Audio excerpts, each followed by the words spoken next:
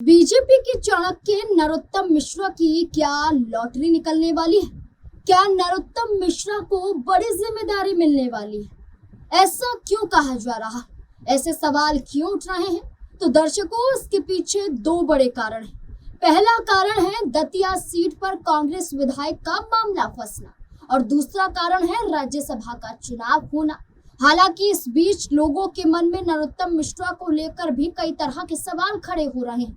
वो नरोत्तम मिश्रा जो मध्य प्रदेश की राजनीति में बड़ा चेहरा है, आखिरकार लंबे समय तक क्यों गुम हो गया और अब लौटा है? तो क्या भारतीय जनता पार्टी उनके हक में फैसला सुनाएगी भी या फिर नहीं? आखिरकार नरोत्तम मिश्रा कैसे राजनीति में उतरे, कैसे सीएम चेहरे तक पहुंचे? आखिरकार नरोत्तम मिश्रा का क्या सफर है राजनीति में? चलिए जानते हैं इस रिपोर्ट में।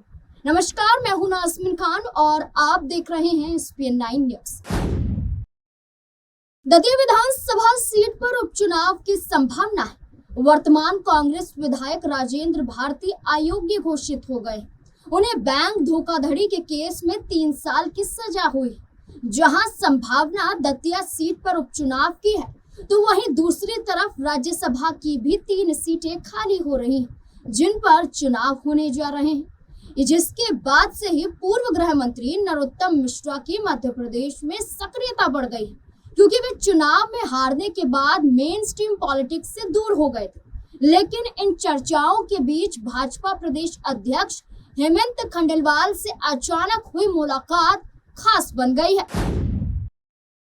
दतिया विधायक राजेंद्र भारती पर फैसला निचली अदालत से तो आया, लेकिन चुनौती हाईकोर्ट में दी गई और हाईकोर्ट में अगली सुनवाई 15 अप्रैल को होगी।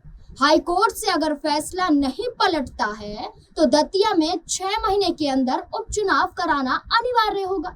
ऐसे में तैयारियां शुरू हो गई, इसलिए नरोत्तम मिश्रा की सक्रियता फिर से बढ़ गई। इसी सिलसिले में बीजेपी प्रदेश अध्यक्ष हेमंत खंडेलवाल के साथ उनकी बंद कमरे में मुलाकात हुई। अटकलें हैं कि संभावित उपचुनाव को लेकर ही दोनों के बीच मुलाकात हुई और राज्यसभा की सीटों को लेकर भी। लेकिन सारा फैसला हाईकोर्ट के एक आदेश पर निर्भर करता है और भाजपा आलाकमान के फरमान पर। 2023 के विधानसभा चुनाव में नरोत्तम मिश्रा महज 7,742 वोटों से चुनाव हार गए थे। कांग्रेस के राजेंद्र भारती ने उन्हें चुनाव हराया था। भारती को सजा होने के बाद बीजेपी दतिया विधानसभा सीट से उपचुनाव की तैयारियां शुरू कर रही है। वहीं कांग्रेस अयोग्यता को चुनौती देने के लिए दिल्ली हाईकोर्ट का दरवाजा पहले से खटखटा चुके हैं। मामले में 15 अप्रैल को सुनवाई होगी। अगर वहां से राहत नहीं मिलती है, तो बीजेपी की राहें मध्य प्रदेश में बहुत आसान हो जाएंगी। विधायकों के कानूनी पचड़े में उलझने की वजह कांग्रेस की स्थिति को और कमजोर कर रही है। विधानसभा में उनकी स्थिति को गड़बड़ा रही है। अभी कांग्रेस के 63 विधायक हैं। विजयपुर विधानसभा से विधायक मुकेश मल्होत्रा विधायक तो हैं, लेकिन उन्हें राज्यसभा चुनाव में वोट देने का अधिकार नहीं है। दतिया से राजेंद्र भारती अयोग्य ठहरा दिए गए हैं। ऐसे में कांग्रेस के विधायकों की संख्या 61 बच गई है। राज्यसभा की 3 सीटों पर चुनाव होना है और एक सीट पर चुनाव जीतने के लिए 58 वोटों की, यानी कि 58 विधायकों की जरूरत है। ऐसे में कांग्रेस के साथ क्रॉस वोटिंग भी हो सकती है, ऐसी संभावना जताई जा रही है। ऐसी आशंका खुद नेता प्रतिपक्ष उमंग सिंघार द्वारा जताई गई है। जहां मामला कांग्रेस का फंस रहा है, तो वहीं भारतीय जनता पार्टी के लिए एक उम्मीद की किरण जग रही है। कांग्रेस को झटके पर झटके लग रहे हैं। वहीं पूर्व गृह मंत्री नरोत्तम मिश्रा के लिए MP के बदलते सियासी समीकरण एक नई उम्मीद की किरण लेकर आए हैं। अगर उपचुनाव की संभावना बनती है, तो वह दतिया सीट से फिर दावेदार हो सकते हैं। दूसरी तरफ ये भी अटकलें हैं कि बीजेपी उन्हें राज्यसभा भेज सकती है। हालांकि उनके चुनाव हारने के बाद कई तरह की अटकलें पहले भी सामने आती रही हैं। इससे पहले भी वे राज्यसभा की रेस में शामिल हुए थे, फिर प्रदेश अध्यक्ष की रेस में आए थे, लेकिन बात चर्चाओं से आगे बढ़ ही नहीं पाई थी। अब फिर से उनके लिए नई संभावना जताई जा रही है। इसे देखते हुए ही उनकी सक्रियता बढ़ी है। अब देखना होगा कि क्या फैसला होगा कोर्ट का और भाजपा का। मध्य प्रदेश के दतिया में उपचुनाव की आहट के बीच पूर्व गृह मंत्री नरोत्तम मिश्रा एक बार फिर उसी पुराने अंदाज में लौटने लगे। पहले की तरह वे एक बार फिर फील्ड में काफी एक्टिव नजर आ रहे हैं। इस सिलसिले में अपने व्यस्त राजनीतिक कार्यक्रमों के बीच पूर्व गृह मंत्री डॉक्टर नरोत्तम मिश्रा ने डबरा में एक कार्यक्रम किया, जनता को संबोधित किया, जहां उनका वही सालों पुराना अंदाज एक बार फिर जनता को देखने को मिला। डबरा और दतिया में आयोजित कार्यक्रमों के समापन के बाद भोपाल रवाना होने से पहले वे शहर के सराफा बाजार भी पहुंचे, जहां उन्होंने अपने बचपन के मित्रों और स्थानीय लोगों से भी मुलाकात की। डॉक्टर मिश्रा का ये दौरा खास इसलिए भी रहा क्योंकि ये स्थान उनके जीवन के शुरुआती दिनों से जुड़ा हुआ है। इस दौरान डॉक्टर मिश्रा ने संतुलित और शांत अंदाज बनाए रखा और सभी से सामान्य विषयों पर बातचीत भी की और कांग्रेस पर इस दौरान बड़ा हमला भी बोला। नरोत्तम मिश्रा ने कहा, मध्य प्रदेश में कांग्रेस को बर्बाद करने के लिए 2 ही डीके काफी हैं। बाहर के डीके आ जाएंगे तो अंजाम कांग्रेस का क्या होगा आप लगा ही सकते हैं। मध्य प्रदेश के गृह मंत्री और भाजपा के कद्दावर नेता नरोत्तम मिश्रा ने ये टिप्पणी की। इस बीच उन्होंने डीके का मतलब भी समझाया। दरअसल डी का मतलब दिग्विजय सिंह और के का मतलब कमलनाथ, जिससे मध्य प्रदेश की सियासत फिर से गर्मा गई है। मध्य प्रदेश के ग्वालियर में 15 अप्रैल 1960 को जन्मे नरोत्तम मिश्रा ने प्रदेश में ही शिक्षा दीक्षा ग्रहण की। उन्होंने ग्वालियर के जीवाजी विश्वविद्यालय से एमए और पीएचडी की डिग्री हासिल की। इस बीच उनका जुड़ाव छात्र संघ से हो गया था और देखते ही देखते 1977 में उन्हें छात्र संघ का सचिव बनाया गया। साल 1978 से 1980 के बीच में नरोत्तम मिश्रा मध्य प्रदेश भारतीय जनता युवा मोर्चा के राज्य कार्यकारी निकाय के सदस्य भी बने। नरोत्तम मिश्रा ने डबरा सीट से साल 1993, 1998 और 2003 का विधानसभा चुनाव भी लड़ा।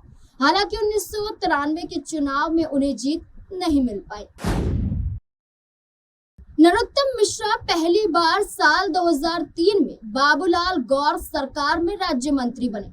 हालांकि तब से लेकर अभी तक कई अहम मंत्रालयों की जिम्मेदारी संभाल चुके हैं, जिनमें कानून, शिक्षा, आवास, स्वास्थ्य और परिवार कल्याण, जल संसाधन और जनसंपर्क सहित शामिल है।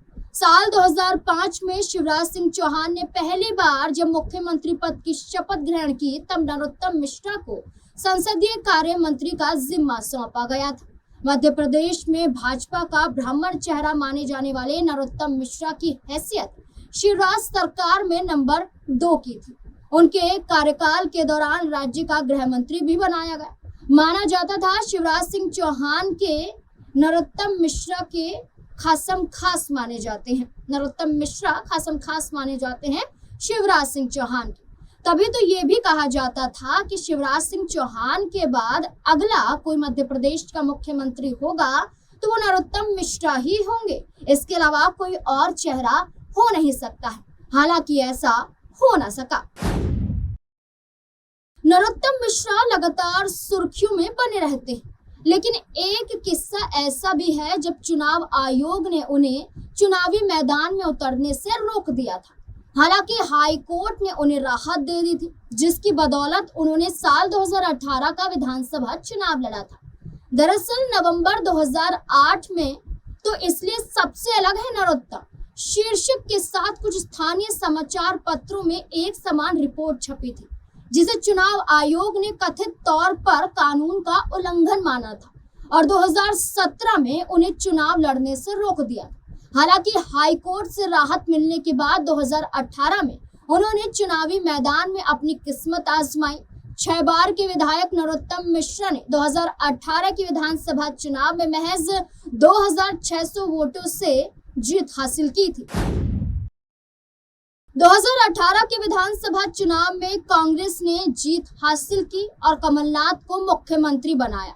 हालांकि मार्च 2020 में महज 14 महीने के अंतर में ही कमलनाथ सरकार गिर गई थी, क्योंकि ज्योतिरादित्य सिंधिया और उनके वफादार विधायकों ने कांग्रेस को अलविदा कहते हुए भाजपा का दामन थाम लिया था।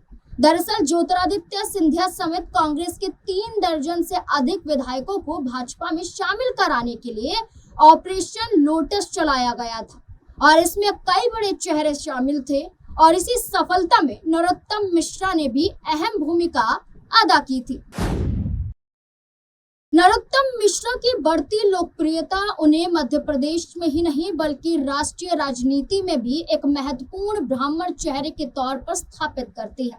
तभी तो 2019 के लोकसभा चुनाव के दरमियान भाजपा के तत्कालीन राष्ट्रीय अध्यक्ष अमित शाह ने यहां उन्हें उतारा था। आपको बता दें कि राष्ट्रीय अध्यक्ष अमित शाह के नेतृत्व में उन्हें ब्राह्मण वोट बैंक को ध्यान में रखते हुए कानपुर सीट का प्रभार सौंपा गया था और इसके बाद वे मध्य प्रदेश से भाजपा के प्रमुख नेताओं में शुमार हो गए। केंद्रीय गृह मंत्री अमित शाह ने एक बड़ी जिम्मेदारी कानपुर में सौंपी थी। इसके बाद मध्य प्रदेश में भी कई बड़ी जिम्मेदारियों को संभालते हुए नजर आए और इसके बाद एक बड़ा चेहरा आज भी नरोत्तम मिश्रा को देखा जाता है। गौरतलब है कि अब ये देखना होगा कि ये बड़ा चेहरा क्या फिर से मध्य प्रदेश में भारतीय जनता पार्टी के लिए बड़ा पन पाता है या फिर नहीं, क्योंकि भारतीय जनता पार्टी की तरफ से अभी कोई ऐलान नहीं किया गया है क्योंकि इंतजार किया जा रहा है। चर्चा तो ये भी है कि अगर उपचुनाव होता है तो नरोत्तम मिश्रा के बजाय किसी और चेहरे को भी चुनाव में उतारा जा सकता है, उपचुनाव लड़वाया जा सकता है। लेकिन अब देखना होगा कि 15 अप्रैल को हाईकोर्ट का क्या फैसला होता है, वरना नरोत्तम मिश्रा उपचुनाव में नहीं उतरते हैं तो राज्यसभा के चुनाव में उतर सकते हैं। अगर इन दोनों में ही नहीं उतरते हैं तो फिर नरोत्तम मिश्रा को विचार करने की जरूरत है। अब देखना होगा कि क्या होगा फैसला। इस पूरे मुद्दे को लेकर आपको क्या लगता है, अपनी राय कमेंट सेक्शन में जरूर दें।